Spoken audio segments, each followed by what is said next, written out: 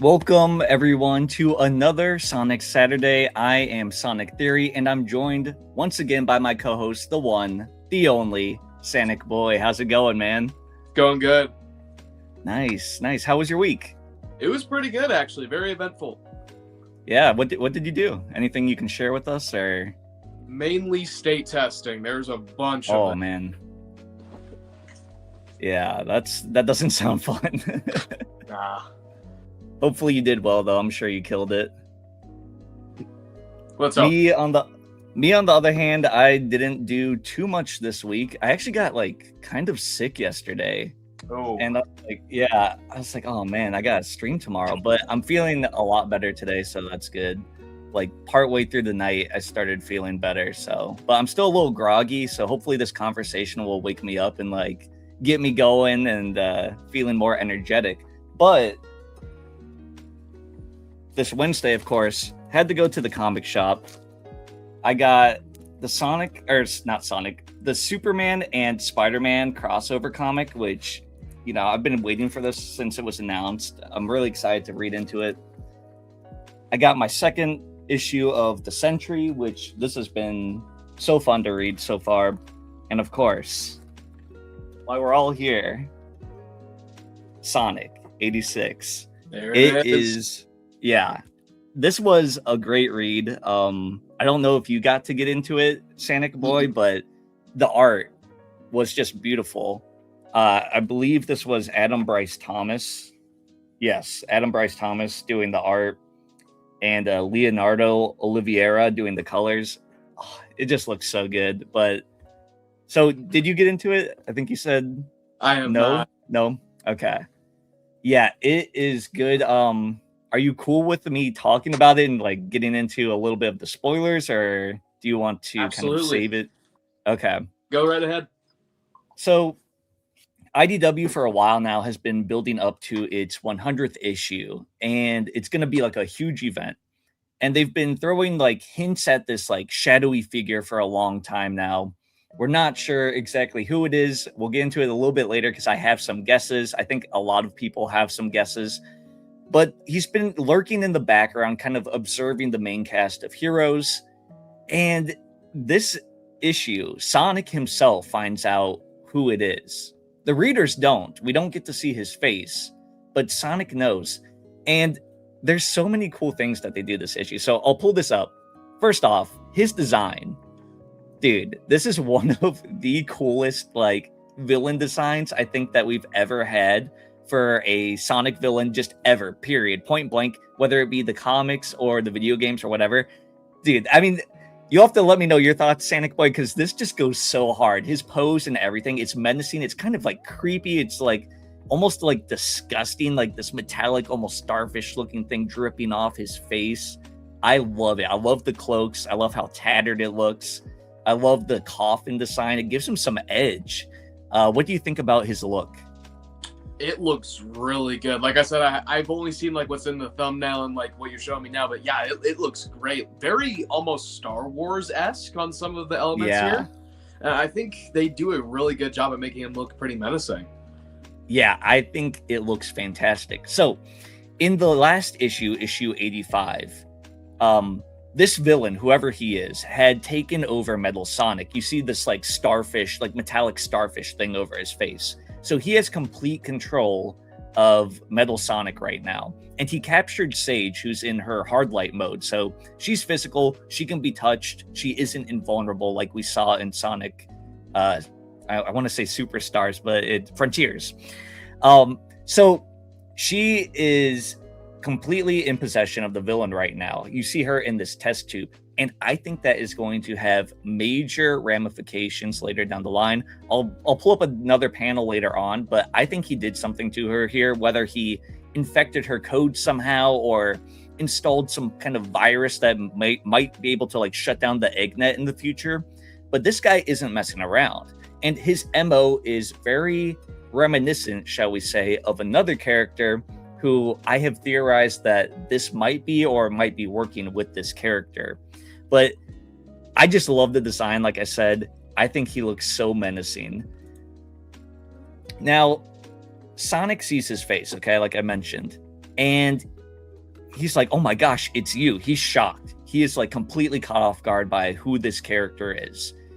And this made me rethink some things. So I had the theory, I put a video out on it, that this could potentially be Infinite working alongside Dr. Starline. Dr. Starline has been like the villain in the comics. He's had the best plans. He's had so many issues just devoted to him, an entire spin-off, basically 2 entire spin-offs devoted to him. We've seen the ramifications of his actions even after his supposed death, because we've seen Surge and Kit hanging around. He's messed with Bell. So his impact on the comics has been huge, right? So anyways, Sonic sees whoever this is, and he is completely shocked. And this next page, right after he says, it's you, this creature that's being projected by the coffin guy is turning into like this, it's like this weird energy being. You can kind of see it in the top right corner there. Yeah. And it starts forming this giant star, right? So it feels almost like it's trying to tell us, oh, this is Starline. In a way, visually, it's like, okay, here's a giant star. It could be throwing us off, but it feels like it could be hinting towards Starline. Now, here's another reason why I believe this might not be Infinite. If we're to believe that the Chaotix case files takes place before the comics right now, Sonic wouldn't be shocked that Infinite's around. He already knows at this point that Infinite is still alive, still kicking, still somewhere, right? So I don't think he would be as thrown off as he was in this comic panel where he's like, it's you? So with the star imagery, with Sonic being kind of surprised, because in issue 50 or 51, I think it's like 51, after Starline supposedly dies, Bell basically tells Starline, like, or Bell tells Sonic, like, yeah, he's done. He's cooked. He's gone. I saw him fall. I saw all this rubble go on top of him. He's dead. So I think that this cloaked figure right now is Starline. Any thoughts, SanicBoi? Do you think I'm off base? Do you think it could be Starline? Do you think not? I know you haven't read it yet, but just from things that you've seen or heard, I want to know what you're feeling. I 100% think it's Starline. Like you were saying, they could definitely do the whole like bait switch where they show all the star stuff, but it's not actually him. But I think this is just almost too obvious in a way that it kind of feels like they would do something like it's not Starline, but I think it is him. Yeah. And another thing is, we've seen artwork before. I believe it's Evan Stanley's. A concept of a Starline brought from the dead. It's like a Franken-Starline, you know, if you would so say. So with the coffin imagery and stuff, and what we've seen in this issue is Sonic being shocked. I mean, him being shocked, I'm like, okay, there's no way he's going to be shocked it's Infinite, if I'm at least led to believe that Chaotix Case Files has already happened in this timeline. So, and he's shocked a little bit in Chaotix Case Files. So even if it happens after, there's no way he would be shocked if he saw him now. So either way, the timeline lines up. I don't think that this is Infinite. Now, he could still be involved, but I think all like evidence right now is pointing towards this being Starline. Now, as I said, they had captured Sage for a moment, and at the end of this issue, Eggman is checking in on her. She reports back to him. She's like, yeah, I didn't find any evidence of like who this was, even though Sonic knows who it is. And she's like trying to like play things off because she ends up helping Bell. I won't spoil it too much for you, SanicBoi, but they have a really good connection, a really good closure. And anyways, Eggman's like, this is the last panel. He's like, are you sure you're fine? And she's like, I assure you, I'm fine. But I don't think she is. Now, if this is Starline, he did something to her code. Starline's always been a very intelligent character. He's messed with Bell's code before to try to make it so that his hypno gear is more powerful when it comes to Surge and Kit. He's hacked into things before. He's hacked into the Eggnet. So I think he tampered with Sage's code rather, and did something to her that might have ramifications, whether it be in issue 100 itself or somewhere further down the line. But might be like something really crazy that Eggman doesn't expect, and maybe his own daughter will end up betraying him. So I think there's a lot that they could do. Since we saw that she was captured, he was messing with the code or the computers before Sonic interfered. But I'm willing to bet that something down the line is going to happen with Sage. Any thoughts on that, SanicBoi? Do you think it would be a fun twist if maybe they had Sage attack Eggman, she gets corrupted for a little bit, or what do you think? Absolutely, that would be a cool dynamic. We've only seen Sage in a couple things like Racing Cross Worlds, Frontiers, and now this. So maybe some might argue it's a bit early to do the whole Sage turning on Eggman because of like someone out or another villain or something like that. I think it'd be cool, especially because it's not necessarily like a big high stakes thing. It's just the comics. So it would be a cool thing to do to play with that dynamic here. And I think Starline would be the perfect person to have that happen. Yeah, I mean, he's such a fun character. And I always thought since his death in issue 50 that it was too soon. He got so much focus in the comics to the point where he became like a top villain for me, because he's always plotting, always conniving. He does something that no one else in the Sonic universe does, where he kind of like takes a step back and looks at things and realizes, okay, Sonic and Eggman have been battling for like forever at this point, right? And it's not going to end with the way that they do things. So I like that he has like this introspection, because he criticizes himself too. So it'll be interesting to see if he can actually like take a step back, see where his flaws were initially with trying to overthrow Eggman and surpass Eggman and whatnot, and maybe become an even more threatening villain than he already was. I gotta show this art off if you can see it, SanicBoi, but like there's some like really cool action in this comic. Let's see. Like Sonic's using the like loop structure of this like icy cave to like collide with Metal Sonic. It's like super intense. The art has so much energy to it in this comic. I mean, the IDW art is like 99% of the time it's just peak. I don't know how they do it so well at such like a high clip, but it's really good. Now, another interesting thing, and I'll show you here, is this comic or this coffin starts like radiating this like black energy from it, this black smoke-like energy. And I don't know if this is from the Chaos Emeralds. We know the Chaos Emeralds are in a coffin. I don't know if it's necessarily this coffin or another coffin, but the coffin's something that we've seen a lot with this character. And the smoke turns into this like crazy monster, this almost chaos-looking monster that attacks them and creates that star thing I showed earlier. Any thoughts as to what that could be? I think it might be chaos energy seeping into this black smoke-like thing. Now, it also could be that Infinite is creating illusions if it is him. I mean, that's always a possibility. He is like the illusion man of Sonic, right? And even, I think it's this, right? Now, look at the bottom panel really quick. There's like almost like a techie kind of energy coming off of that star. It almost looks something like Infinite's moves. Like he always had that like weird, like glitchy kind of effect that would like radiate from him. That almost really does look like Infinite stuff.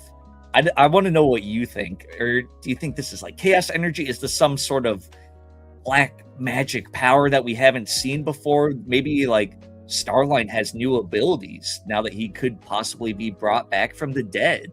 Or yeah, I just want to know your thoughts on this. Well, we all know Starline's a genius, right? Like, I think he knows his way around the emeralds as well as a couple of other gems enough to the point where he could maybe try to use the emerald's power in a different way from what we've seen. You know, because like he's maybe feeding upon the negative energy of the Chaos Emeralds, like how we got Perfect Chaos, like how we got, I think the emeralds being used in the Arc. Like, I think that's where that type of energy comes from, and maybe that's what we're seeing here. But that those specific little shapes that are coming out of the energy, that is really Infinite like yeah, I know I think it's Starline, but that is like weirdly Infinite. I can't explain it. Maybe Infinite also knows how to control the Chaos Emeralds, which is could be a really interesting dynamic since Lord knows that they didn't do anything with him in Forces, so maybe they're finally expanding that. Yeah, I mean, that's the one thing that threw me off in this comic. Like, you get to the end of this whole thing, and you're like, all right, dude, this is Starline. Like, come on, we all know who it is. The ruse is up. Like, stop teasing us. But then I saw this, and I'm like, that straight up just looks like Infinite's power. Like, so maybe they are working together. Like, I really don't know at this point, but I'm excited to find out. I'm hoping that it's Infinite and Starline working in cohesion to take down Sonic and maybe like really bolster them as characters and be like, all right, we're serious this time. We are a bigger threat than Eggman even is. So I'm excited. I don't really know what this whole thing is. I want to know if it's like some new power that they somehow acquired, or if it's the Chaos Emeralds that are allowing them to create these weird, like almost like hologram things that Sonic and Metal were fighting. So I have no clue. I'm excited. All bets right now, though, are on this being Starline. Now, we also got to look at some issues coming up. We got the covers for issue 89. And I want to talk about this because this comes into play with the comic that we're going through right now. So Blaze and Silver are going to have like their own little series, which is still connected to this whole mysterious villain, where they're going to investigate this like castle kind of mansion thing. It's going to be like a horror vibe, which I'm excited for. I love horror stuff. And right now, this castle in the background, right, is making me think of like Frankenstein, because Frankenstein was made in a castle or like a little fortress kind of thing. And I'm like, is this going to lead to where maybe someone found Starline's body, right? They took him back. He was dead, and they revived him, resuscitated him somehow, and created the Franken-Starline that we've seen in the art. I'm really curious on your thoughts. Do you think this is a possibility? Do you think maybe we'll learn something about the villain, but maybe not necessarily that they like brought Starline back here?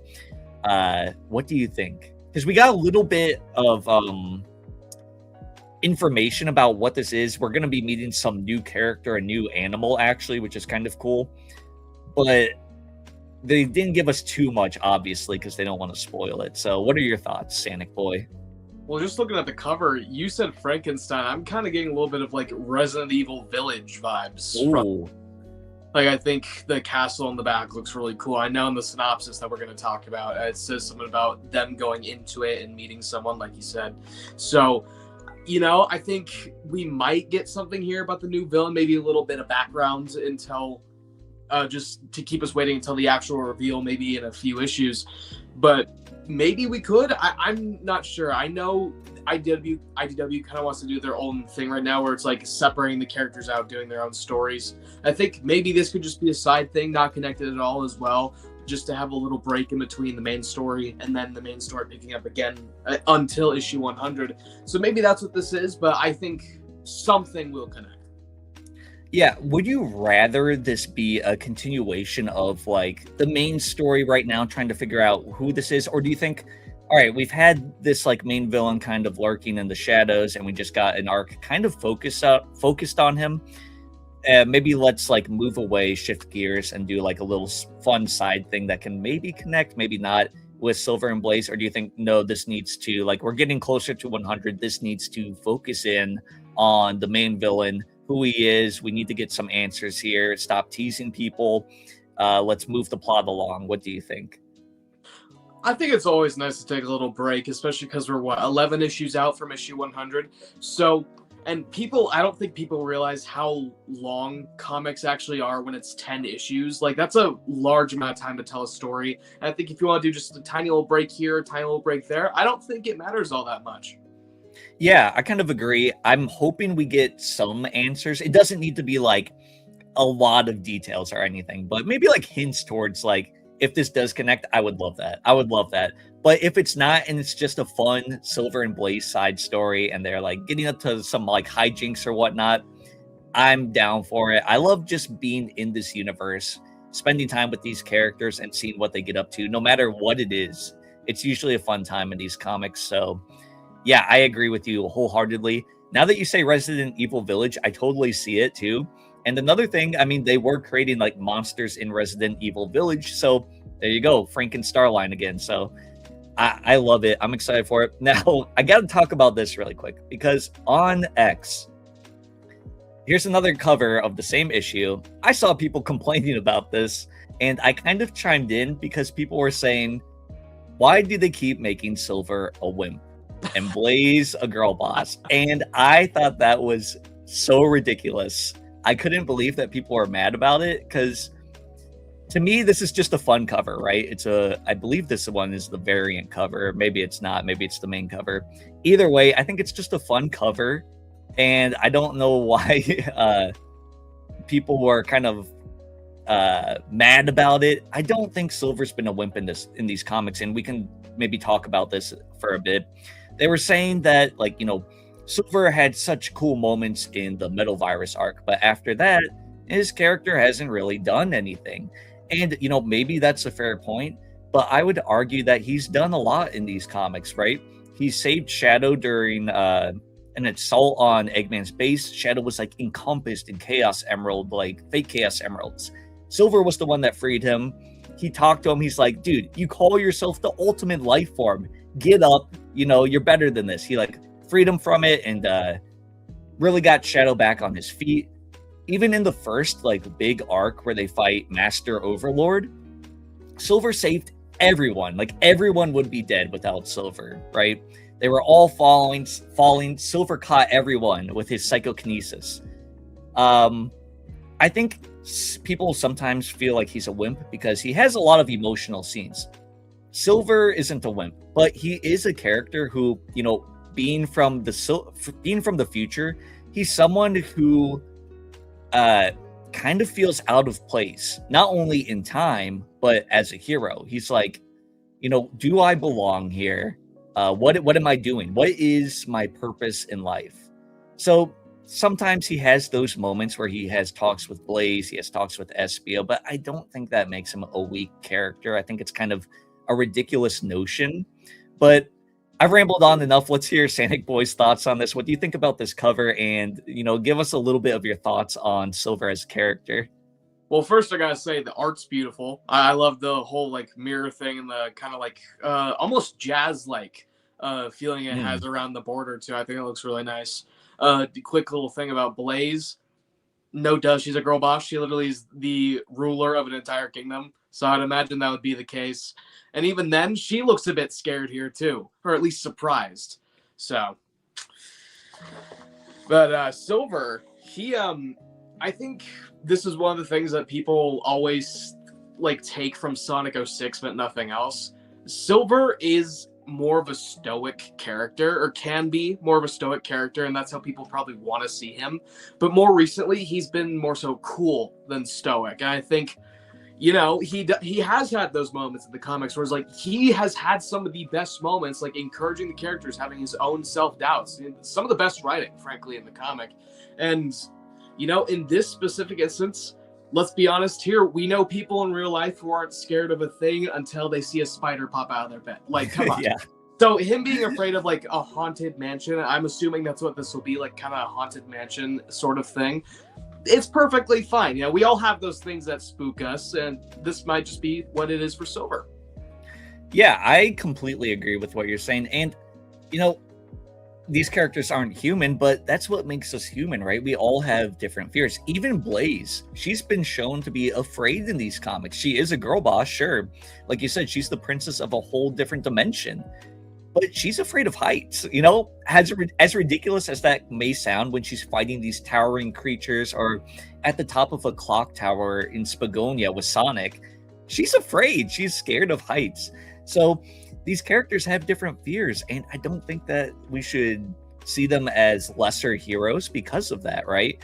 Spider-Man has fears. Superman has fears, and that's what makes them interesting, right? Because if these characters didn't have fears or weaknesses or things that we could relate to on a human level, why care, right?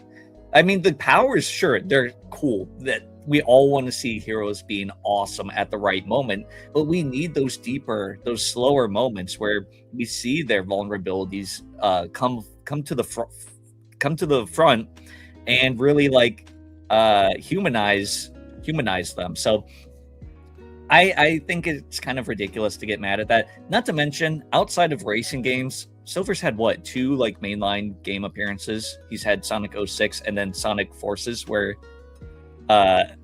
he doesn't really do anything in Sonic Forces. He gets his butt kicked by Infinite and kind of is in some of the battles. And in Sonic 06, his debut, he is a very naive character. So I don't think that they've really done any damage to the character. There's a lot of people that like to slander IDW, and I think it's okay to not like the writing all the time. I just thought this was kind of ridiculous. It's like to me, it's just a fun cover showing that he might be afraid of like ghosts or whatever's in this haunted mansion. I thought we would talk about this though, because it is kind of interesting. And I do like seeing other people's points of views on these things, because it's just interesting to get like what everyone thinks about this. Because I see a cover like this, I'm like, oh, it's just a fun cover, and some people get mad about it. So it is fun at the end of the day. It doesn't matter either way.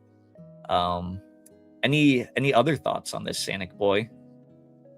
Just as a little ending thought here, I remember when there was, I think it was issue like 64 or something like that, where they were referencing It's Always Sunny in Philadelphia, where he had like that whole board of ideas about who the new person of the Diamond Cutters could be, which it ended up being Mimic. But no one was like, oh, now Silver's a conspiracy theorist. Like, these are just fun covers. It's not anything like actually character changing. It's just a cover. Yeah, I agree. And then, I think some people maybe are tired of him being like a goofy character or whatnot, or being silly in these covers. But what I would say is like, it's just, these are like fun comics. They're not always like the most serious. Like, they have serious moments, but they also have lighthearted fun moments. It's kind of like the Avatar series, right? It's a series made for kids, and there's really serious moments in it, like when Appa gets stolen and Aang is mad. But then there's like goofy moments where they turn into like chibi characters, and they're like talking about cactus juice and stuff. So you got to take both of it. Like, I think it's a great balance, and I think these comics really do balance it well. So yeah, that's my thoughts on it. But do you want to look at chat for a bit before we get into our next topic? Yeah. Just catch up on chat. So we got Chaddick over here saying, hey everyone, am I late? No, you're right on time. Straw Hat says same. Psychic Master 92 says, hopefully we get a villain face reveal in IDW 88. It's a possibility that we'll get a face reveal soon. I think they're saving their hand for, issue 100. I think they're going to keep teasing us. But it's a possibility that they do play their hands early, show us his face, but maybe he has a master plan that will come to fruition in issue 100, and then we'll get like a big battle or something. What do you think, SanicBoi? Do you think the face reveal for this villain will happen before issue 100, or do you think it will happen at issue 100?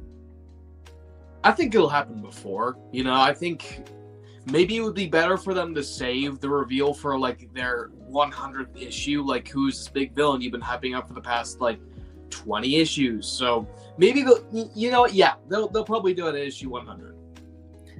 Yeah, I'm thinking they'll do it at 100, but who knows? They got big plans for 100, so I'm really excited to read it. I hope it's a chunky comic.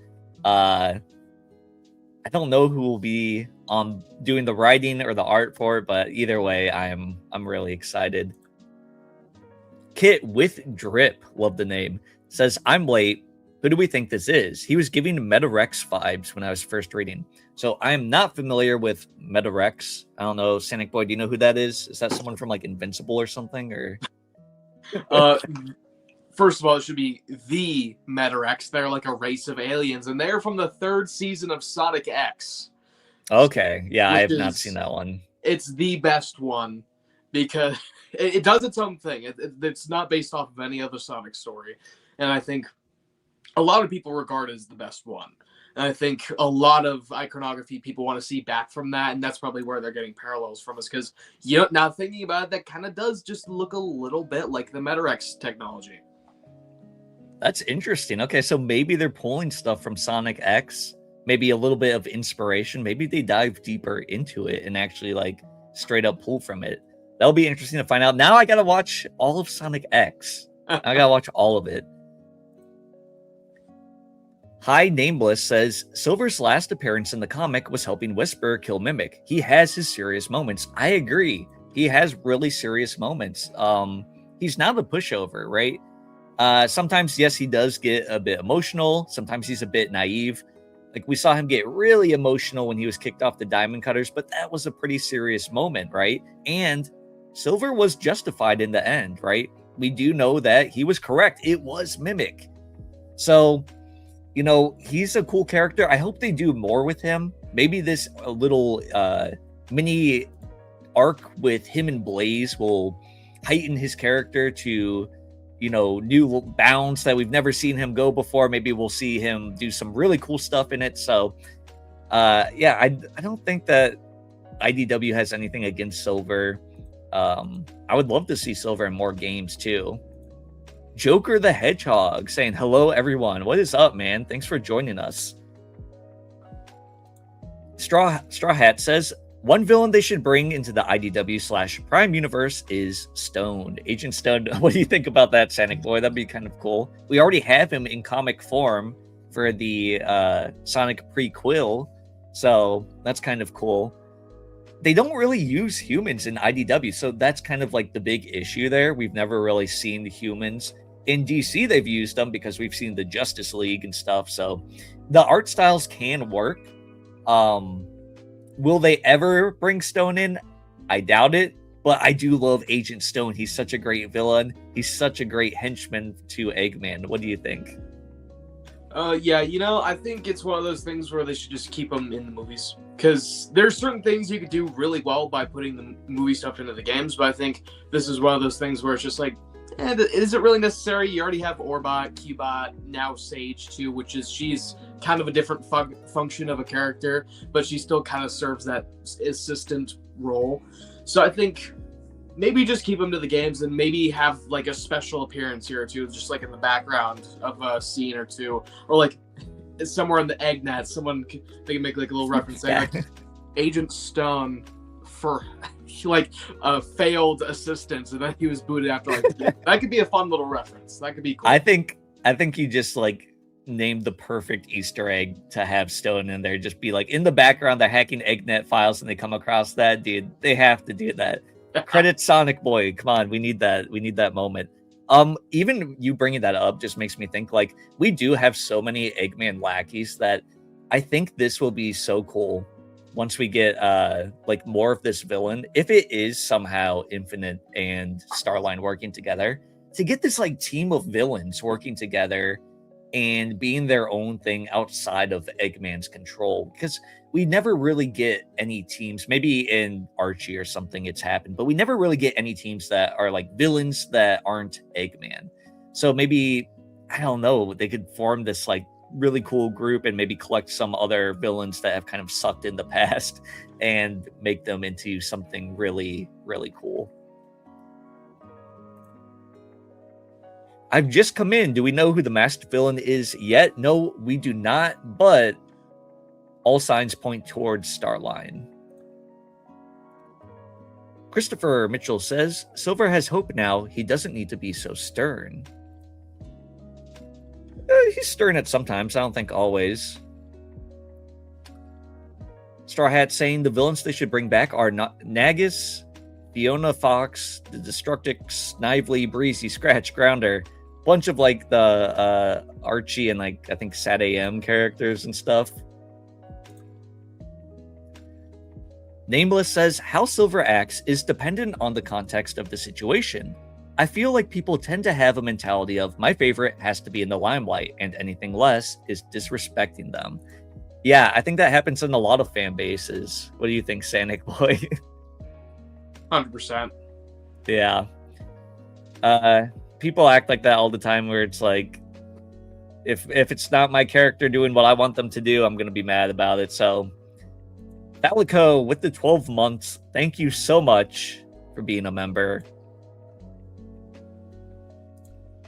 Psychic Master says it's so nice, or it'll be nice seeing Silver and Blaze as a duo again. I really can't wait to see them and what they get up to in this. They went on a vacation together in the comics for a while and traveled the world, and we didn't really get to see what all they did. We got like one brief kind of panel that like highlighted a lot of things on their trip, but we didn't really get to see what they did, so probably nothing too interesting. But it'll be cool to see now going forward what they'll be doing as a team after their little bonding trip.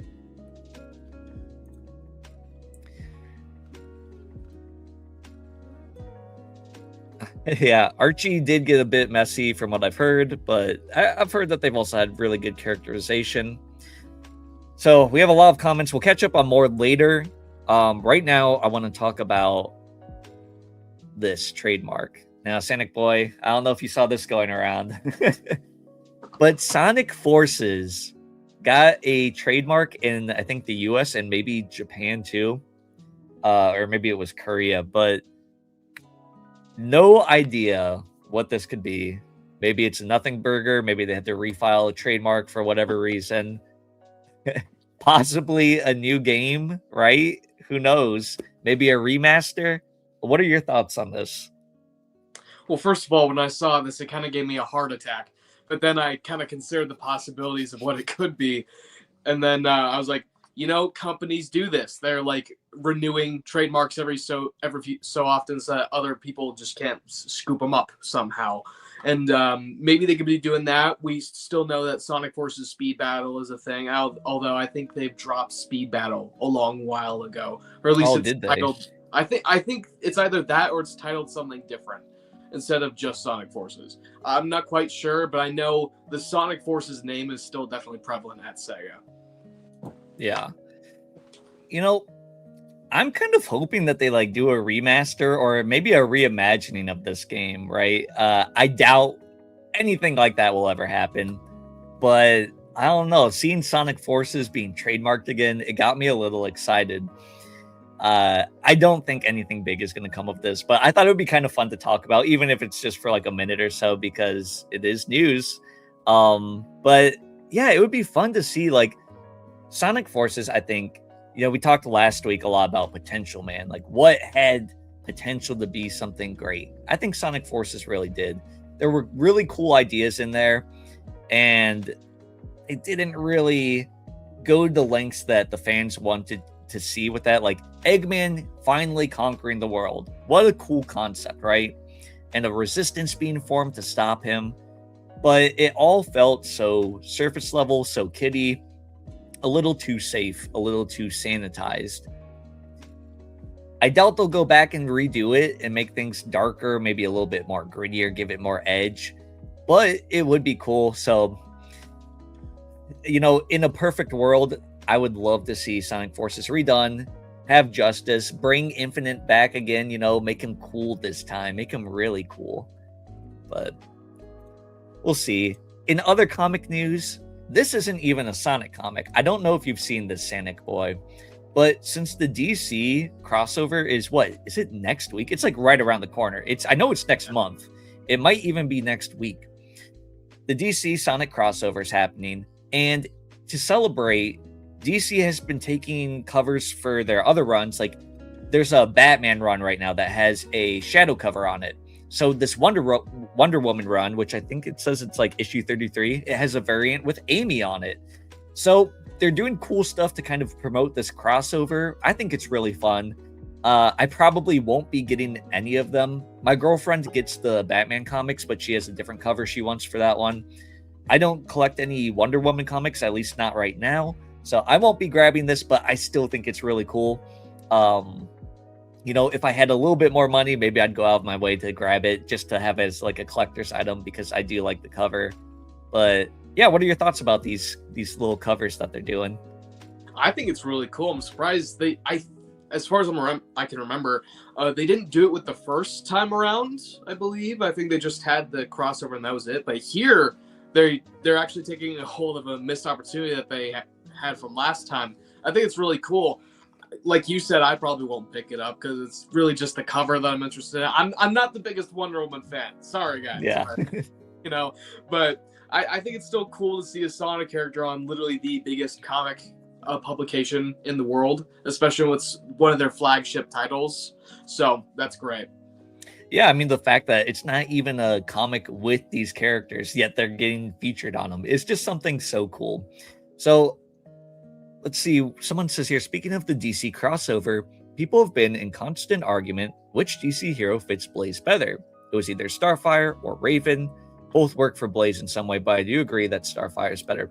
With them both being princesses of, like, Starfire's a princess of a different alien race, Blaze being a princess in a different universe, them both kind of having like a purple color scheme to their characters, I think that Starfire works best. I mean, I guess Raven has a purple theme too, but their personalities too, I think they're both a little bit more lighthearted at times, whereas Raven's kind of a darker character. So I would definitely go with Starfire. Let's see. Yo, this mysterious villain, I'm making a figure for him. Ooh, that would be cool.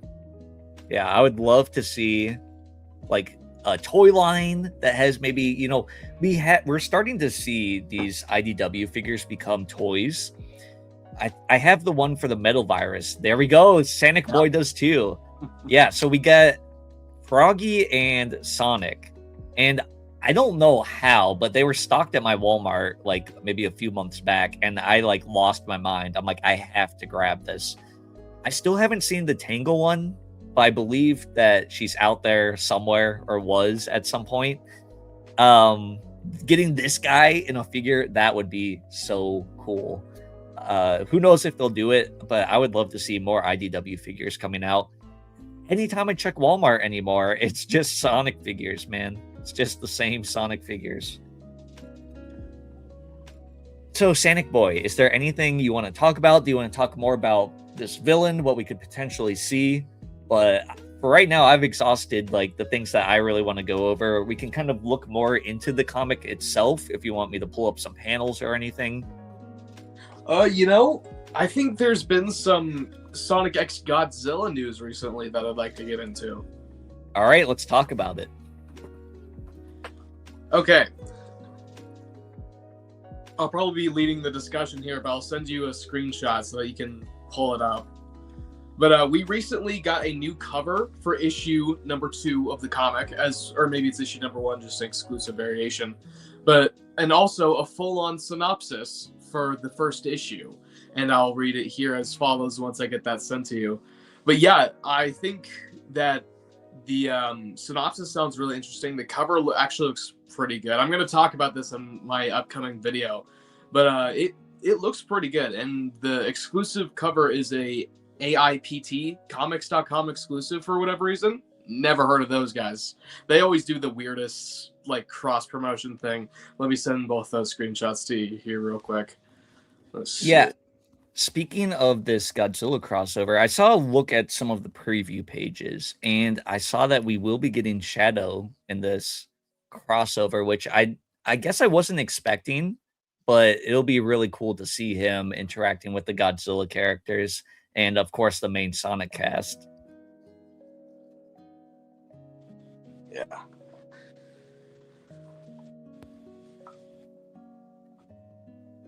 Yeah, okay. It's still saying, of course, my internet sucks, so those will take a little bit. Here, you lead the conversation right now. Yeah, and I'll pull up some of the images. Yeah, I'll read it off when you're doing that. So, the synopsis goes as follows. It's a crossover of massive proportions. The Blue Blur's battle with Dr. Eggman is upended by the arrival of 2 enormous monsters emerging from a humongous fissure in reality. The magnificent Mothra and the menacing Mechagodzilla carry their vicious battle into Sonic's world, and its fate now hangs in the balance. Is Sonic, with the help of his loyal friends Amy and Tails, fast enough to halt the city's frantic destruction? And why is Eggman so happy about this whole big mess? Wait, is that Eggman now? How can he take over such a... Then it cuts off the word. I don't know what I was trying to say. From the files of me... Oh, okay, that's what it is. he's taking over the solicitation. From the files of me, Dr. Eggman, the petulant blue pipsqueak is making my existence an absolute torture again, interrupting my crucial research on the beast from the dimensional fissure. I simply must unlock the secrets from these giant monsters and use them to create something egg-tastic. So that's your synopsis right there. I'm glad he added egg-tastic in at the end there. I'm excited. What do you think, SanicBoi? Are you excited for this crossover?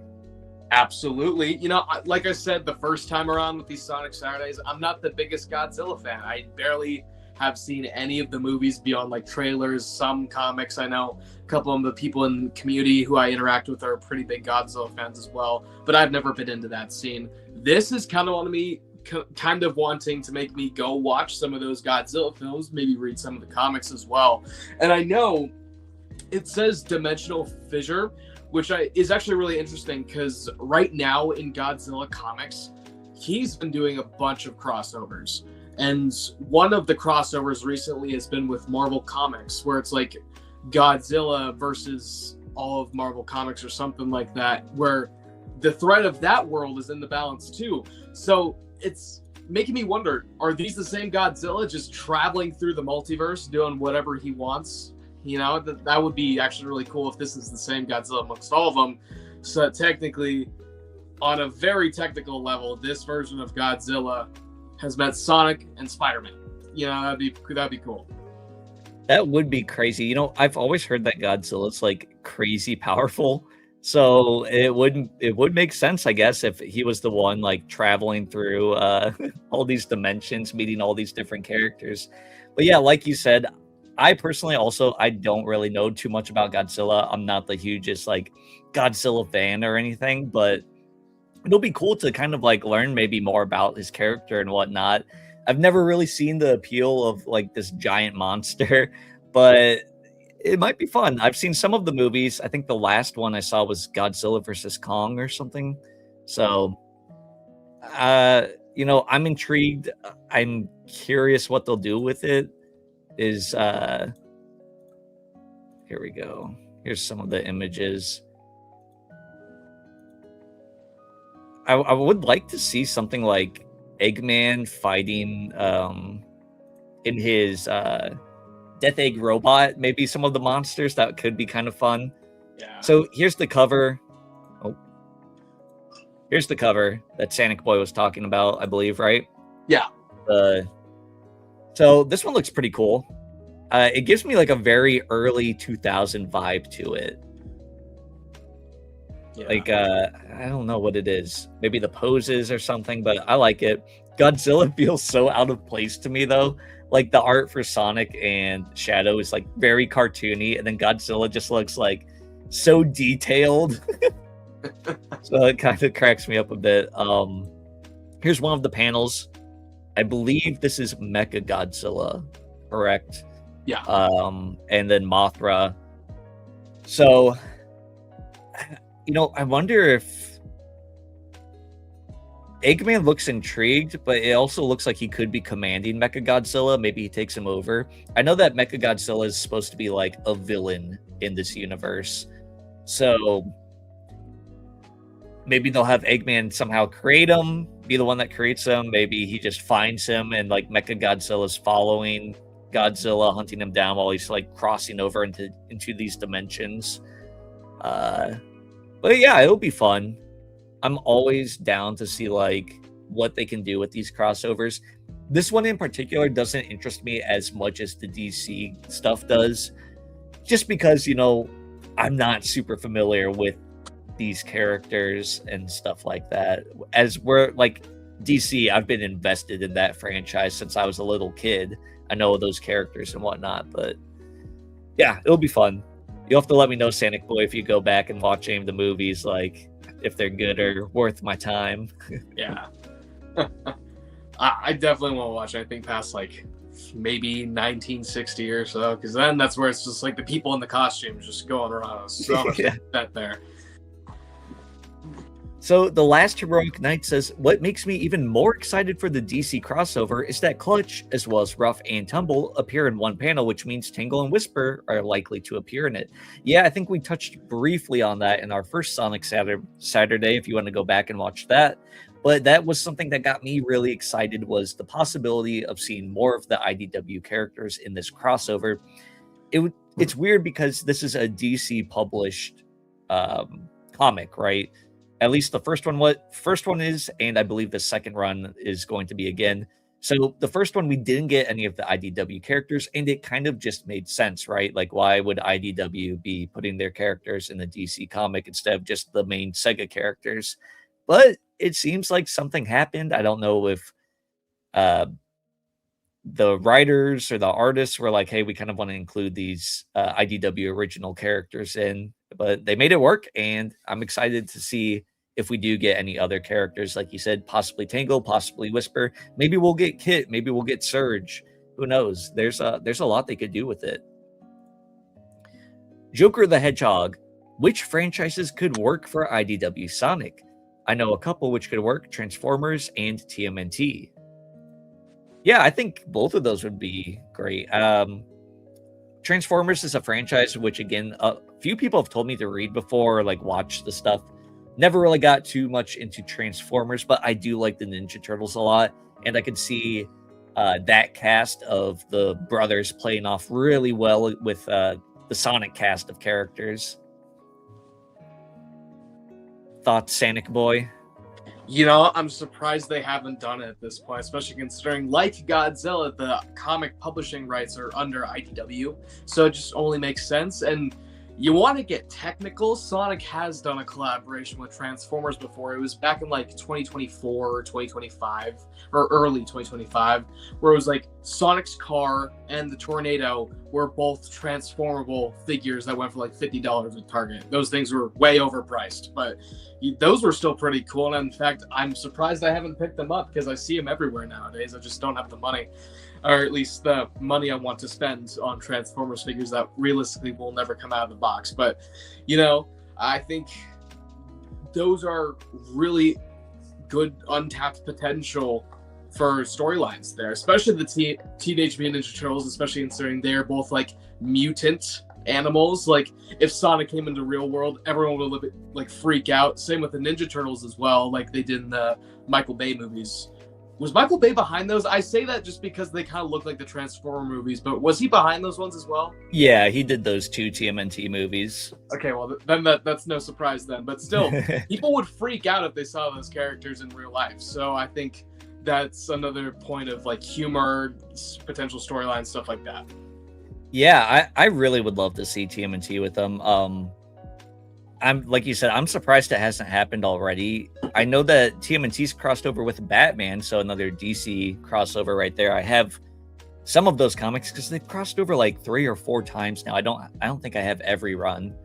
But yeah, I would love to see like the different pairings that they could do, because I think Michelangelo would pair really well with like Sonic, and they both have that like chill, laid back vibe to them where they're just like goofy and they could banter really well. Kind of like how the Flash has a really great kind of vibe with Sonic in the DC crossovers. They're both kind of competitive when it comes to like speed and whatnot. So the banter between them works really well there. But I would love to see what they could do with Michelangelo. Knuckles could pair so well with like Raphael, or even maybe Shadow, because they're both kind of like the more loners. They're both more aggressive. So there's so many different pairings there that they could play with that would be really fun for fans of those franchises. But yeah, that is one that I'm surprised hasn't happened yet. Nameless says, I hope Biolante, I'm probably butchered that, shows up in the Godzilla crossover, because she has such similar design to Perfect Chaos, to the point that I think it was intentional design inspiration for Perfect Chaos. Yeah, okay. I'm unfamiliar with that character completely, but, you know, artists do pull different like design inspirations from things, and Godzilla's so old. Like, this is a really old franchise, so it wouldn't be too surprising if Sonic somehow took from the Godzilla franchise to create Perfect Chaos. Joker says, any idea on why Surge is appearing a lot more than her partner in crime, Kit? Because she's appearing in a lot of the mobile Sonic games. I think it's just popularity of the character. I think more people liked Surge in their debut. She's very like out there, energetic. She had a cool fight with Sonic in issue 50. She just brings a lot of energy, whereas Kit is very intelligent, very cunning, but like Tails, he's not always putting himself out there in such an energetic way that Surge does. And that could be the reason. I don't know. Maybe they have big plans for Kit down the line, or sorry, Surge down the line. What do you think, SanicBoi? You know, they do have a point, because I kind of forgot that Kit existed until that comment popped up. Like, they do really show Surge off a lot. And it's been, like, what, almost 2 years since Surge has come to, like, the mobile games, not including Sonic Rumble, of course. Or, yeah, no, not including Sonic Rumble. But, like, we haven't seen Kit anywhere. And he's a fairly I should say fairly for a comic book that sells somewhat well, but fairly popular amongst the Sonic fans. I'm like, he should be there too, like right alongside her. I think they should really get on that. Yeah, I agree. Kit also is playing an interesting role in the comics right now, where both he and Surge kind of want to be heroes, but Kit's thinking in the back of his mind, like, what if there's like no one to save? Like, what if we can't really be heroes? So he wants to stir up trouble so that Surge can be a hero and that she can like have the spotlight, because Kit's whole personality, thanks to Starline, is twisted. He wants to do whatever Surge wants. So he's really trying to appeal to her without her knowing, by causing trouble. We saw it in like issue 78, I want to say, or like 77 or something. He was like, we didn't see it directly, but it's highly implied that he planted bombs in the town to cause it to start to sink so that Surge could be the one to save the day. And, you know, he's still like, he hasn't been caught for that. No one knew that it was him. And he's still planning on probably causing more trouble for Surge to save. So at some point, this is going to come to a boiling point in the comics, and he's either going to get caught and Surge is going to get mad. But I'm sure we're going to see a lot more of Kit. Maybe he's going to somehow separate from Kit. Maybe she won't want to be around him when she finds that he's the source of all this trouble, and Kit's kind of making her a fake hero in a way. So who knows? But I think we'll get a lot more with him later down the line. Griff said, "Sup guys, dude, welcome in. Thank you for joining us." Nameless says, "I think people find the Sonic counter more interesting than the Tails counter upon first glance." I agree with that. You know, this is Sonic the Hedgehog. It's his franchise. So when you have someone that contrasts with him so well and is a counter to him and everything that he stands for, almost like a dark iteration of him, right? People are going to be drawn to that character. So I also think that her powers are kind of cool. Like, she has all that electricity beyond just having speed. So people probably like that. But I do like Kit. I like his water powers. Like, he's almost like a water, like Doc Ock in some ways too. It's kind of cool. Joker the Hedgehog says, "I talked about it with others, but do you think IDW is kind of struggling on the villain department? Because out of all the active villains, all we have is Eggman. Rest are either dead or in a dangerous situation." I think Sonic in general is just struggling with villains, but I don't think it's like a dire situation, right? Eggman is always going to be the de facto central villain in this franchise. That's just how it is. He comes from an era of, like, you know, Mario, right? Mario's always his main villain will always be Bowser. And I don't think that's an issue. But I would like to see more of the villains, right? We have Clutch still. He's under Eggman's control, so that does kind of suck right now. Surge and Kit are trying to become heroes. So like you said, that puts them in another situation where it's like, you know, I really hope they don't become full-on heroes, because we do need villains. Yeah, Mimic, it seems like he's dead. They could always bring him back, but who knows? Starline, right now we're assuming, is the cloaked figure. This cloaked figure. So, it's possible that Starline's back. He could be the saving grace for IDW villains. But what are your thoughts, SanicBoi? What do you think about the state of Sonic villains right now, especially when it comes to the comic department? Well, in regards to the comics, they've done some really good things, like with the Deadly Six. The Deadly Six are the best they've ever been because of the IDW comics. Their writing is so good. Ian Flynn and everyone else just does a great job handling those characters specifically. And they do a bunch of other original people too, like Rough and Tumble, Clutch, Dr. Starline, all these different people that we've seen throughout the comic. They are really good villains as well. In fact, IDW has been the source of pretty much every new Sonic villain since about 2018. And I think that's a bit, I think the game should really be developing on that department. Yes. And then putting it into the comic and extending those stories, as opposed to maybe even bringing the comic characters into the games and then having them extend from there. But, if we're going to have any good quality villain content, I think it will be the comics. And they shouldn't have to carry that on their own. I would really love to see new original villains. The last time they tried an original villain was Sonic Forces, and except for Sage, of course, which she technically isn't really a villain, more so just like a mediator between Sonic and the end of the conflict. But like the last time they tried a villain was Sonic Forces, and we all know how that game turned out. So maybe it's just that Sonic team themselves isn't the most confident in that, which I think at this point maybe they should get back into doing that. But the IDW comics, who do we have right now? They were kind of correct in that assumption of like Starline's gone, Eggman has a really big presence. Clutch has been pretty much defeated as far as we can tell. He has a couple things going here or there, but overall he himself is pretty much done. And then we have this mysterious villain, which we don't know, but even then, that's still more villains than the game. So I think the comics, while definitely better, they do have some things to improve on.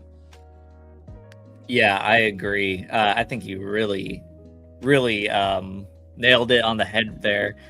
It just made me think too, like you said, since 2019 or whenever Sonic Forces came out, we haven't gotten any new villains because Sage doesn't really count, like you said. Man, I have a love-hate relationship with the bosses in Sonic Frontiers because they are such cool moments, such spectacle moments. I love the themes coming in. You're supersonic, you're battling these titans. But how much cooler would it be if it was an actual boss battle against some new type of henchman that's an actual person and not just a giant machine, right? Maybe Sonic still needs to power up in his super state, or we're fighting someone like Surge who's really powered up, or someone else. It could be anyone. I don't care, but those moments would have been, I think, a lot cooler if it was an actual person and not just a giant machine, in my opinion. I think the robots, the whole Titans, were kind of boring in a way. I love the fights still, but they're not characters, so you just want to see Sonic beat them up, and then you don't really think about them after that. Heck, Sage turned one of them into a freaking car, so I don't know. I really hope, like you said, they start introducing more of them in the video games, whether it's original to the games or maybe drawing from the comics. But we need more villains in this universe. I don't think it's a huge problem, but it is one that people are starting to think about more. So Straw Hat says they need new original villains for the IDW series. Yeah, and I think this mysterious guy, he is a good start. Even if it's a return to Dr. Starline, like we're assuming it is, I think that, this is in a way almost a new character, right? Because if it is Starline, he's rebranded to a totally different person at this point. This is not the old Starline anymore if it is him. So that at least is really exciting to me. He seemingly has changed his ways entirely, his methods, and I like it. So it would be crazy, if they did something and it wasn't Starline at all, and it just totally blew our lids. What if this wasn't? What if this was someone else from Sonic's past that we were just completely overlooking? That would be crazy. Afro Skull says it could just be someone being controlled under that mask, similar to how Metal's being controlled. You know, it is a possibility. It really is a possibility. I doubt it, personally, at least. But, you know, I've been wrong plenty of times in my life. So that would actually be that would be a fun twist if, you know, we're all betting on this new villain being the mastermind behind things, when come to find he was actually just being controlled all along. So that would be cool. Nameless says the end was killed off in the same game that they were introduced. The ideas behind them never truly got implemented. Yeah, I think that was one of the biggest wasted moments ever. The lore in that game was so cool, hinting towards this boss that annihilated the chaos beings, right? That turned into the Cocos and then eventually evolved into the Chow or whatnot. They were running from him, they were battling him, and he won. I wanted to learn so much about this character. I eat up Sonic lore. I love Sonic lore. And I love seeing the flashbacks of the ancients and all this stuff. I'm like, dude, we gotta figure out, this guy's so crazy, so intimidating. The voice was so cool.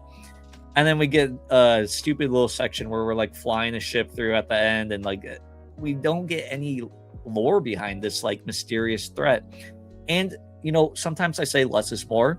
Sometimes a mysterious eldritch godlike being like the End is kind of fun to not really know too much about them. But I think they really needed to give us more to chew on when it came to that character. I agree that you know, it would have been a great character to have set up as a multi-game kind of thing, right? The End gets free at the end of Sonic Frontiers, and you're like, oh my gosh, this thing is out and roaming the world, the galaxy right now. We need to go after him. Cut to black, right? And that's the game. Set up for another one, a continuation of Sonic Frontiers. There's so many cool things that they could have done. And they just didn't. So yeah, I really think they squandered the End. It's a shame. What do you think, SanicBoi? Do you think that it was fine, the ending? Did you like it? Or do you think that maybe since this was supposed to be such a huge threat that they really did kind of waste him? You know, one of the things I will never forgive what the original Frontiers for is that you have this big final boss that's supposedly a planet, same amount of energy as the Ark that can just blow up the planet whenever it wants. You have that kind of villain, but then you just cut to a purple moon. That was one of the most disappointing things I think I've ever seen in this series, and it's really too bad too, because the End has really good writing during that little Galaga fight during that. And even then, you got the cool dialogue, you got the cool voice, but then other than that, and the guiding figure for Sonic throughout the story, even though they only appear 4 or 5 times that are actually plot relevant. So it's really more of a plot device than it was an actual villain, right? Because it's the reason why the ancients were here. It's the reason why we didn't get to really find out a reason why it wants to blow up the Earth now, especially because all the ancients are pretty much gone. So we really had no motivation. It just did some really big talk about how scary it was, and then that was pretty much it. It wasn't satisfying whatsoever. I agree. Like you said, it was just a purple moon, and it's you could have done such a cool creature design or something. Dark Gaia, such a cool boss to at least visually look at, right? So interesting. But this just felt lazy. It felt like you said, unfulfilling. The guy just talked about how cool he was. We didn't see how cool he was. We didn't see how intimidating he should have been. So I really hate that. I really do.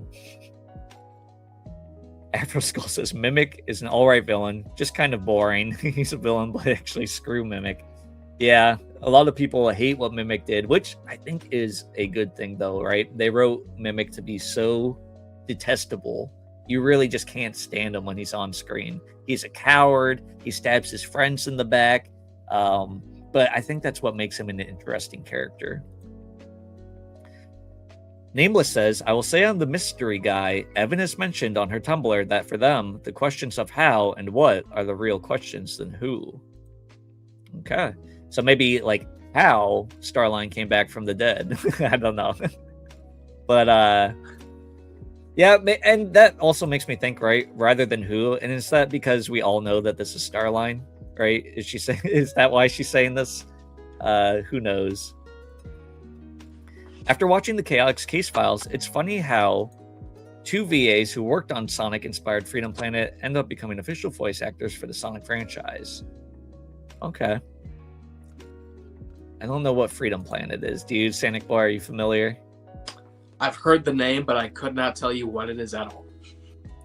Yeah, I'm someone that, like, I've never really delved into, like, fan projects too much for any franchise that I'm a part of. I kind of like canon, like, you know, when the company says like, all right, here's what we're making, I'm kind of like, I'm all in on that. I think it's so cool that fans love doing their own things and making like projects like whatever this Freedom Planet is, even if it's not necessarily a Sonic thing, but kind of like Sonic. That's awesome. I'm all about people like showing their creativity and doing stuff like that. And it's cool that they ended up becoming the voice actors. I think they did a good job. Whisper's voice, I'll be honest, I was kind of meh on. Like, it didn't sound how I thought in my head she would sound, but like she did a fine job. I don't want to hate on the voice actress. I just thought she was going to sound completely different. So do you agree, SanicBoi? Did you have like a different voice in your head when you read her stuff? Finally, someone says it instead of mindless glaze for the voice. She did a good job. I like her as the voice of Whisper, but like you were saying, I heard a definitely different voice in my head when I was reading it. And you know, I think that's what it is for, it's like the Harry Potter movies. Everyone got mad because they didn't envision these people as the characters, or even the new upcoming show, or like, you know, characters who get recast or something like that. It just doesn't sound the same. You know, it's just one of those situations. Like we said, did a really good job, but I'm just kind of whatever.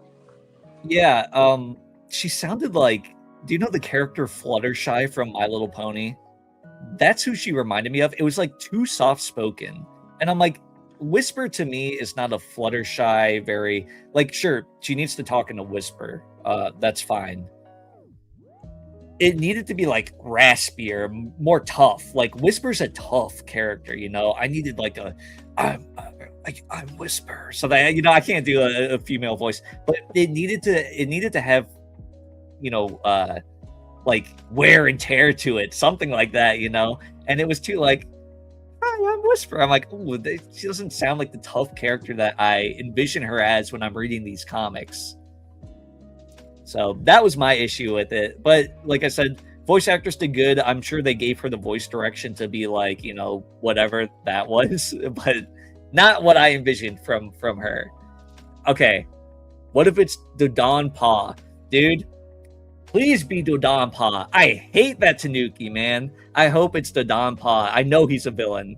He's a villain. He is a criminal, SanicBoi. Dodon Pa needs to be freaking imprisoned. No, he's a tyrant. If you've seen my videos, you guys know I have an ongoing beef with Dodon Pa. He is a villain that Sonic overlooks all the time, man. What did he ever do to you, bro? He robbed me of all my freaking Dodon Pa tokens or tickets. Like I don't stand him, man. I can't stand him. He's always trying to get Sonic and his friends killed, all for the sake of racing. And Sonic at the end, he's like, "Yeah, that's fine. Like we don't care. It's just Dodon Pa being Dodon Pa." If Eggman did this, you guys would be beating on him. Like you guys would be so mad if Eggman was like, "Oh, you're in a death race now." Well, Dodon Pa does it, and they're like, "Yeah, it's for the art of racing, I guess." It always makes me so mad that they let this man go. All right, that's fair. Vice Hella says, Sonic is a series that, like serious SpongeBob, it had to reset the status quo by the end so they can tell another Eggman versus Sonic story.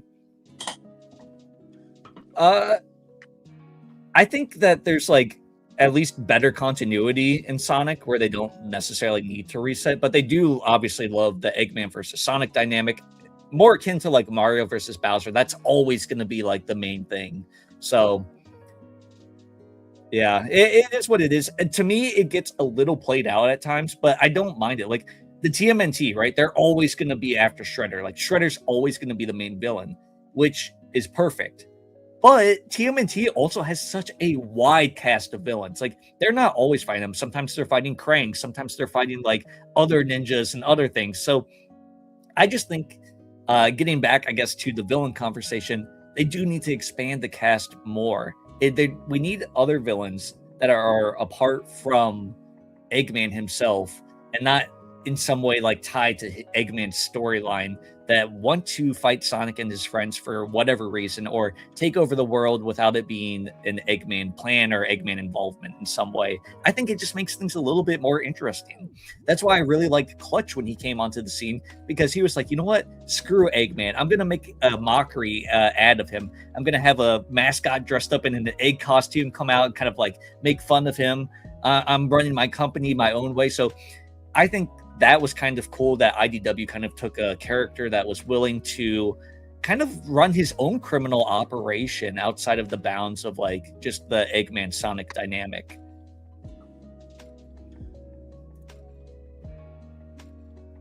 Okay.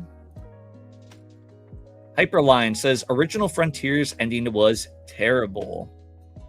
The gameplay and the whole thing with the end, yes, I think either way it ends is bad. I personally like the ending with Sage dying. I thought that was at least kind of emotionally compelling in a way that we haven't really seen in some Sonic games. Like Chip, I guess, has his sacrifice in Sonic Unleashed, right? And he becomes whole with Dark Gaia to become just what, Gaia or something. But like he's still alive, like Chip's still there.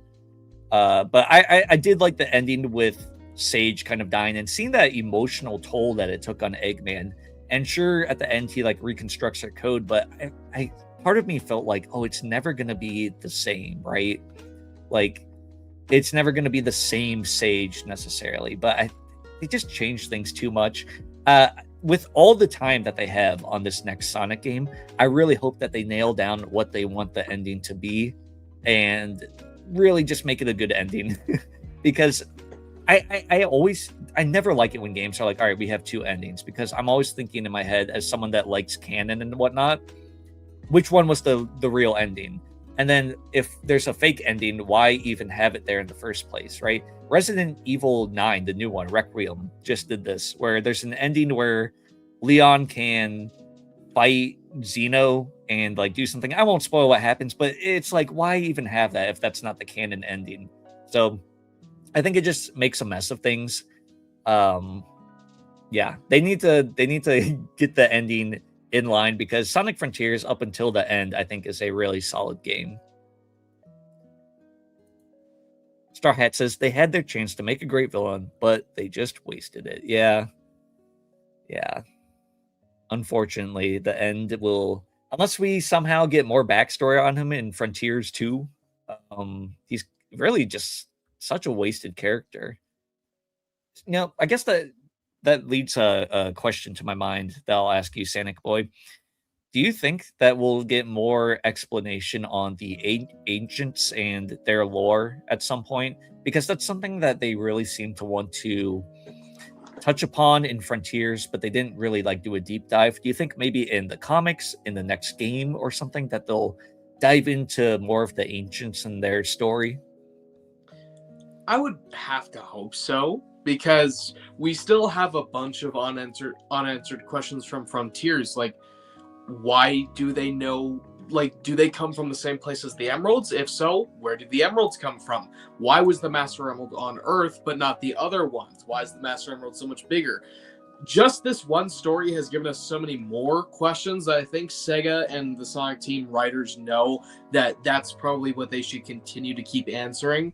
But if not, it probably just won't be as like satisfying, because then if you're presenting these questions in the original Frontiers, why not have the follow-up answer them? Because then that just leaves it for something else to pick it back up that maybe not as many people will see. Yeah, and with all this stuff about Professor Tori, right? We've seen her so much. We kind of talked about her maybe the first Sonic Saturday or maybe the second. she's such a interesting character that they've not really given us too many details upon, right? But we know she's going to play a huge role. Well, we hope at least she's going to play a huge role with how much they've been teasing her.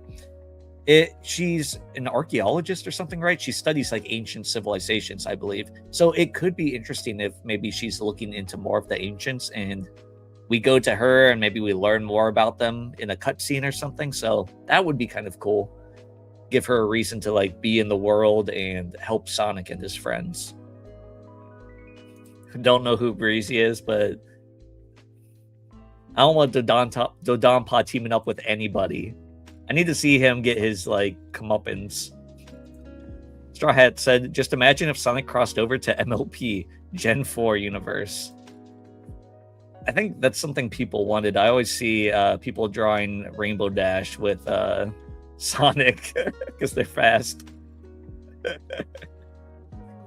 The Last Heroic Knight says, maybe at a certain point, the end's boss fight, it would break open to show a cosmic being within its core. See, there's an even cooler idea, too. Like, I don't know if Sonic Team's just playing things safe or what, or they were lazy to rush for time at the end. But, man, it needed to be something else than just this purple moon.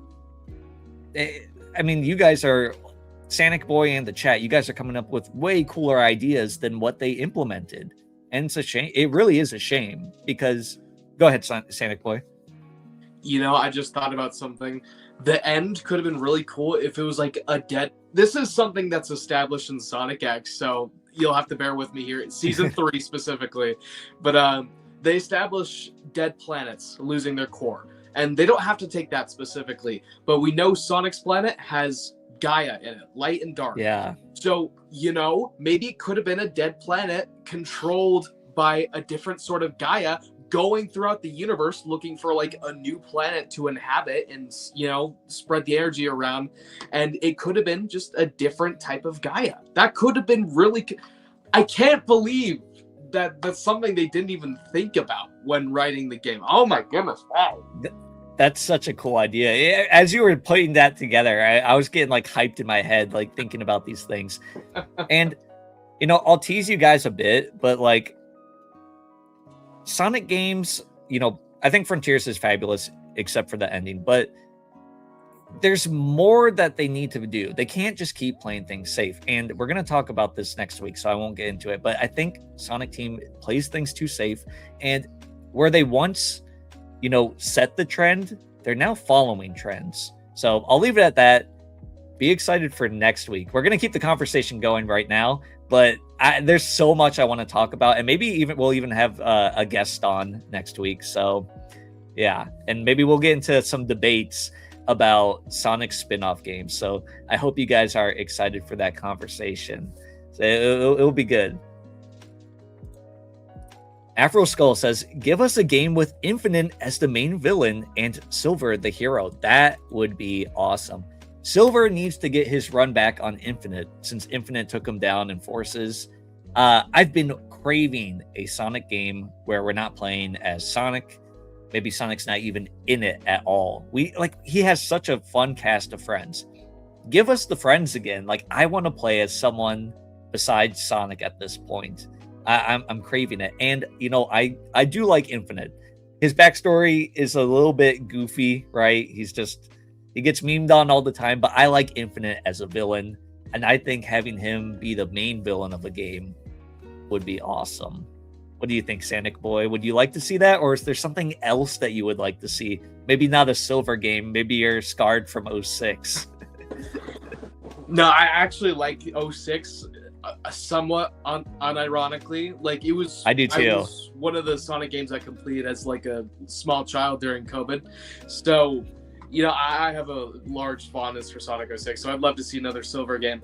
But as you were saying that, I was thinking something in my head. What would be, again, another really cool thing that I thought of in like 5 seconds.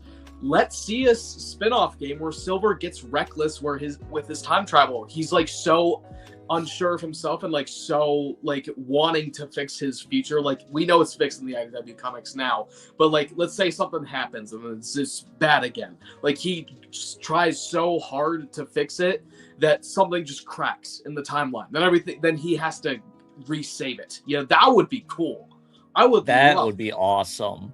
It could be like Spider-Man Shattered Dimensions. I don't know if you've ever played that game or heard of it, but oh my gosh, they could do something like that.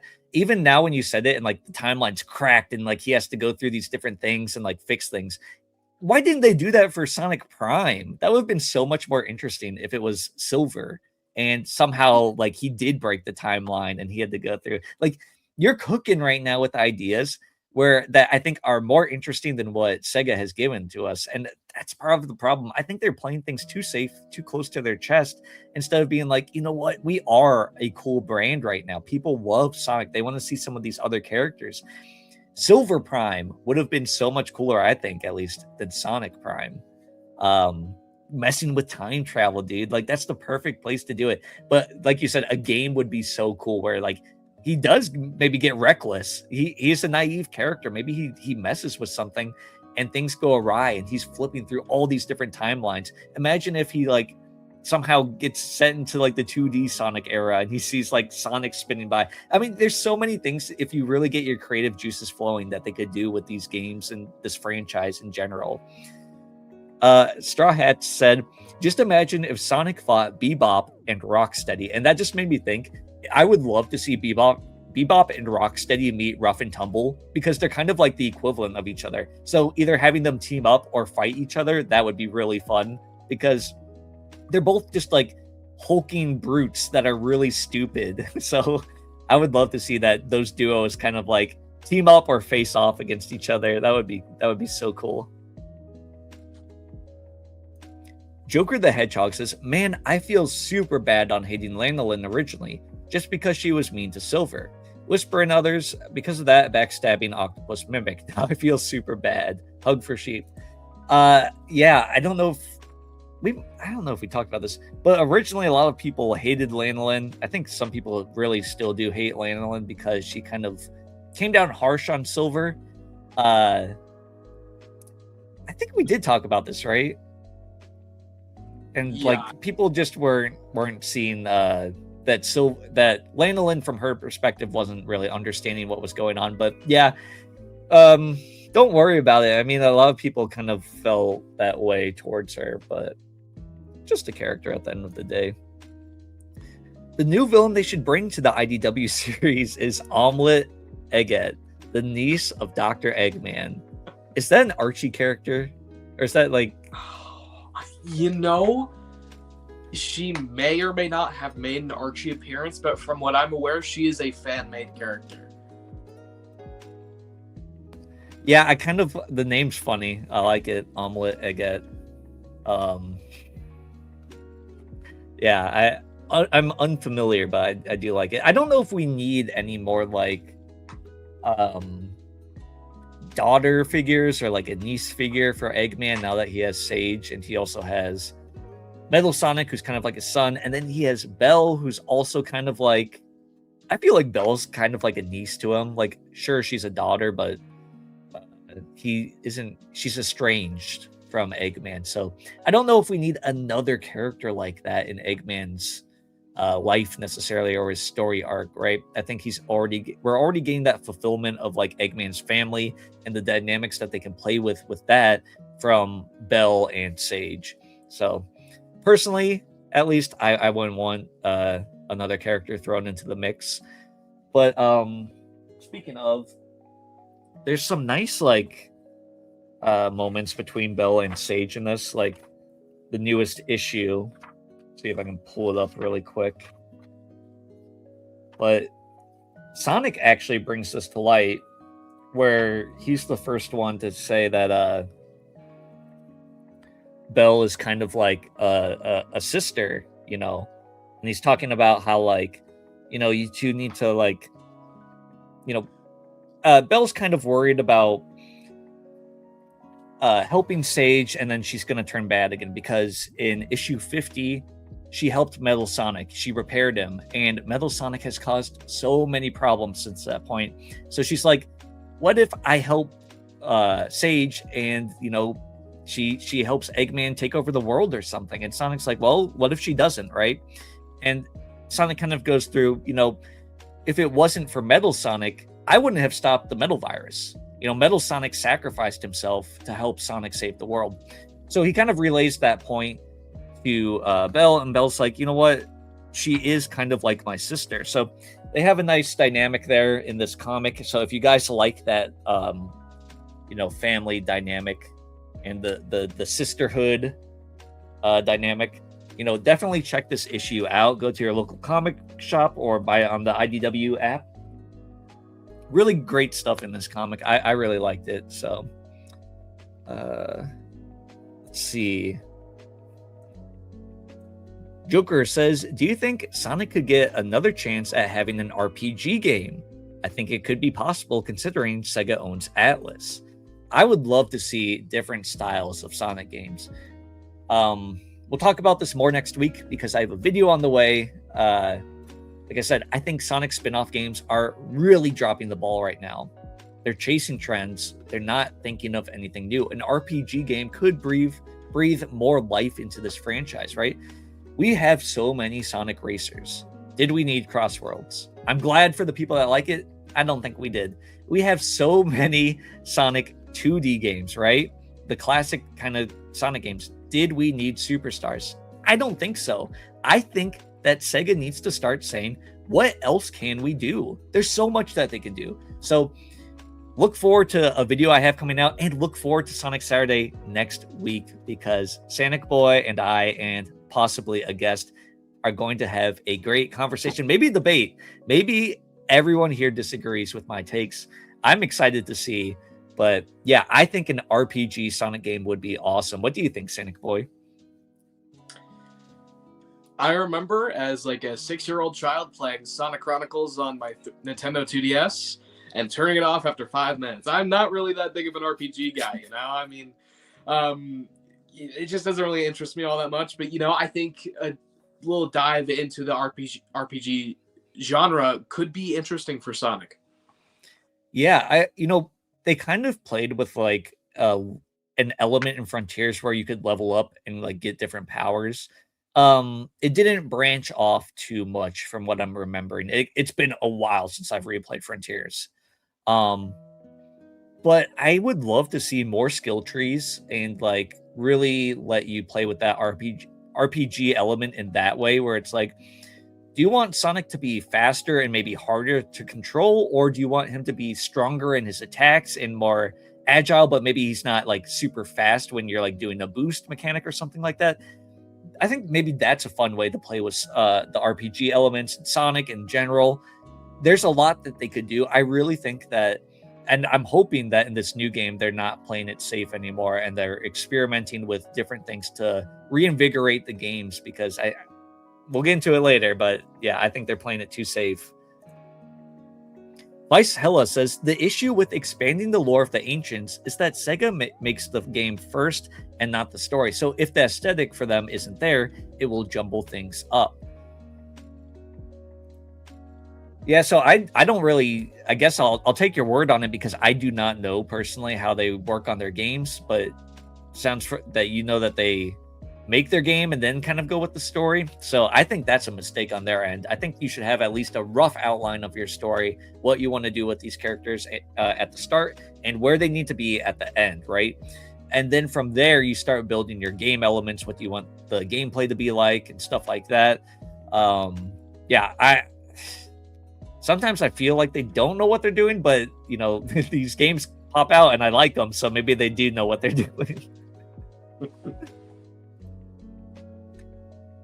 I believe the new character will be made by Tails as the sun and the same symbol from the ancient logo from the sky as the sun and sky. He'll be a rival of Sage. Think about it. It would be cool to have a rival to Sage. I don't know about the whole Tails thing, but I don't know. I'm just excited. He's going to be a cool villain. But maybe that's why he has these whatchamacallums, the like infinite stuff we were talking about earlier. Maybe it's more of like a Sage hard light kind of thing. I think it's issue 85, and I'm not going to go searching for it now, even though I kind of want to. But Sage kind of has those same squares coming off her since she's like a hard light program, right? So maybe all of this is like, what would you call it? Hard light hologram projection kind of stuff that this guy's making. So that would be kind of cool. I read Sonic Prime was canon. If so, it would be great to see the Chaos Council in the IDW series. Yes, Sonic Prime is considered to be canon, despite how weird I think that choice was. SanicBoi's dying. I can't wait to see what he has to say. Maybe here's a hot take, and I think SanicBoi might disagree with me on this. I actually liked the Chaos Council. I know so many people hate them. Yeah, SanicBoi. I think we'll see what he says. I thought they were a fun addition. I like to do your thoughts. Yeah, I liked seeing all the different types of Eggman. They were weird, they were silly, they were goofy. I think it worked. Dude, I don't know why Dr. Babel cracked me up just seeing this like stupid Eggman baby like being the most vicious of all of them. I think it really works in a TV element because they're kind of goofy and silly with it. The IDW comics, like I said, they're a really good mixture of being serious and goofy. Whereas Sonic Prime, I just saw as like straight up silliness.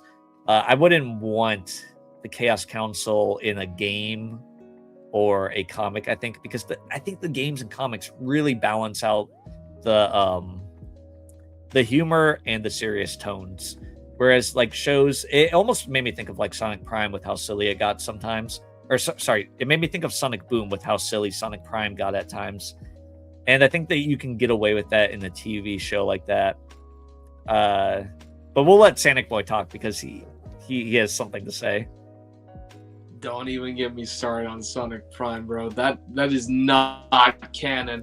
I don't care what Ian Flynn says. I do not care what Sega says. There is no way that Sonic Prime is canon. I've gone back and forth with people, sometimes for like 40 minutes about this topic. There is just so many inconsistencies in regards to the canon, in regards to... And I know for a fact that Ian Flynn had at least seen the script before it was starting to get anime and everything.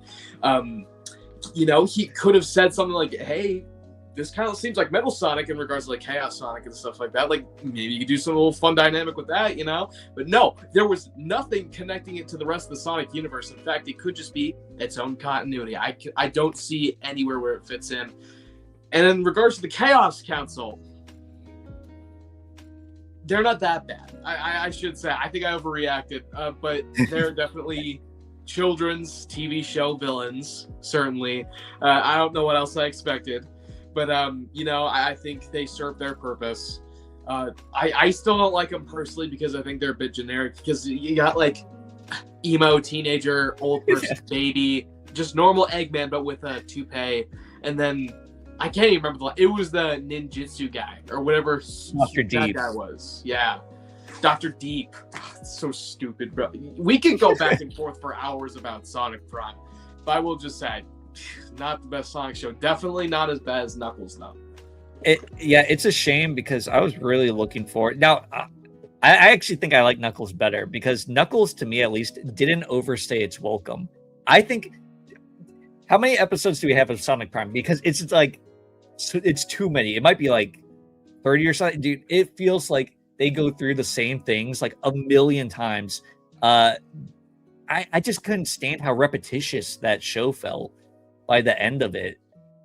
I like some of the stuff that they did with like I want to call him Nine, right? Yeah. Tails guy, he was cool. But man, there was like so many battles that just felt so pointless to me by the end. But yeah, actually, that's fun that we disagree on that, though. I because there's I had high hopes for Sonic Prime, and I just guess maybe my expectations were a little too high for that show. Yeah. Let's see. I think the coffin guy is a new threat. Nah, he's just a friend, He's a cool dude. So you think that the villain will be a nine-tailed fox, and eight of her nine tails are metallic inflatable tentacles. It'll be interesting. There's no way they won't have Infinite in the series that takes place after Forces. It seems like they're building towards doing something with Infinite, but I'm not really sure what their plans are. It might be something further down the line, but he's in Sonic Rumble right now, right, SanicBoi? Yes. So yeah, they added him for free, I believe. We got him in the Chaos case files. I really want to see his return. I want to see him do other things and not be stuck to one game, but I don't know what the timeline of plans is. Like, do they actually plan on incorporating him in a game, in a comic, in a show? I don't know. Joker says, do you think the classic cast could appear in modern timeline? I'm not even going to read the rest because I do not think there's any chance. They're like really scared for some reason. I unfortunately, I would love to see it, Joker, but I don't think that they will. I think they're just, for whatever reason, they hate even the thought of combining those cast of characters. Maybe they don't want to design them like all grown up and not in that like cute art form style that they used for the classic ones. I don't know what the reasoning is, but they have been pretty clear for like years now. It feels like that they are not combining them at all. Joker says, another problem with Sonic Prime is that the entire multiverse plotline is done to death. Yeah, it did feel at that point also like it was just overblown. I've never been a huge fan either of stuff like that. I guess stories that are like multiversal, and I don't know. To me, it takes away the stakes if I'm like, well, why do I care about this character when I care about like the main Sonic? Why would I care about like an alternate Sonic? Or I don't know.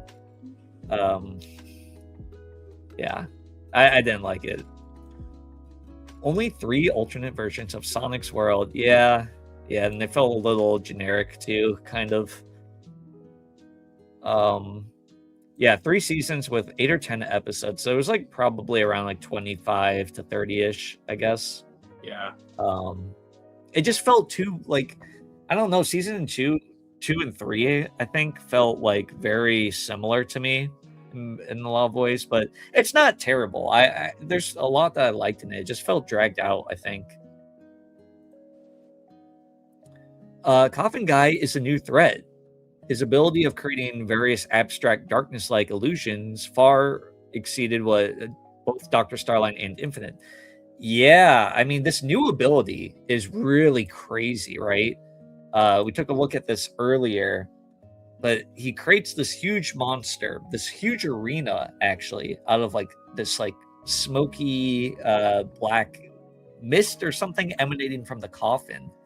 So what this power is, I have no idea. Maybe Blaze and Silver will figure out what this is, what's really going on in the next few comics.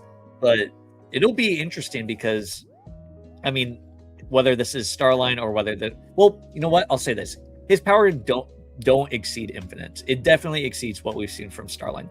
Infinite, this wouldn't surprise me if this was him. We've seen him create a sun, a replica of a sun that he was going to drop on the world. So yeah, I don't think it actually exceeds his powers.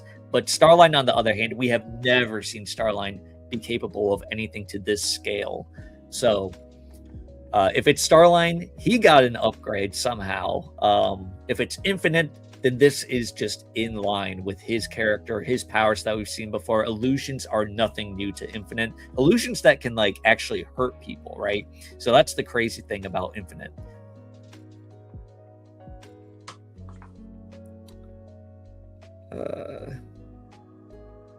Speaking of Infinite real quick while you're pulling up another comment. Anyone who plays Sonic Rumble right now, just want to let you know that the Infinite thing was a promotional event where people had to do stickers and stuff. We earned the goal, which means every single Sonic Rumble player who has an account with the game, go to your mailbox and click on one of the promotional event things. You will see Infinite in your mailbox. So every single player gets Infinite for free. So yeah, that's awesome. Go ahead and check that out when you can.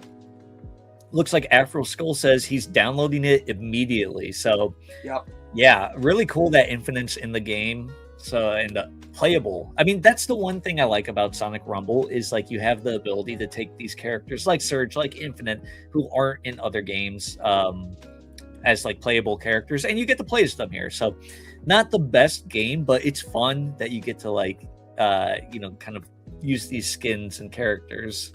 I like it. But I've about run my course on what I want to talk about with IDW Sonic issue 86. SanicBoi, anything you want to talk about, anything going on? We can hang out with chat if you want for a bit.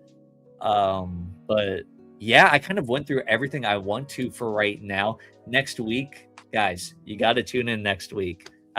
We might have a heated debate. Who knows? But yeah, anything you want to say, SanicBoi? No, I'm all anything good. You I'll want to do? Everything big for next week. Yeah, everyone, thank you guys for joining us. This is the close on our first month of Sonic Saturdays. I can't believe it's been a month already. Can you? No, like I remember us talking about this back in like February or so, just like talking through phone and all, and then like we're finally here 2 months later. This been as successful as it has been. It's been crazy. Yeah, this has been a lot of fun. Thank you all for joining us every week, talking with you guys and speculating on what's coming. And I don't know, these discussions are just fun. It keeps the community alive. I love talking about Sonic. You guys generated some like really great ideas for games and stuff this week, so that's been awesome. I want to pull this up really quick. Let's see. Here we go. If you're not subscribed already, I say this every week, please go over to SanicBoi's channel. I think he just hit 4,700 or something. 4,400? 4,400, yes. 4,400 subscribers. Go over to his channel, guys. He drops really good videos. I think he just had one the other day, right? Yes. Day or two ago that he uploaded. Go check that out. Like his videos. Like this stream, guys. Subscribe to SanicBoi. But yeah, thank you guys for hanging out with us. Make sure you are here next week, guys. It's going to get heated. We might have a guest on. You guys might be picking on me for my takes. I can't wait to see. But drop a like on this video. Drop a like on the stream. Make sure you go back, watch the other Sonic Saturdays. Guys, we appreciate you guys so much being here with us, joining us every Saturday, taking time out of your day to talk Sonic with us. But that's all I have to say. I wish you guys a great day. The rest of your Saturday. Hope you guys chill. Yeah, take care. Peace. See you guys.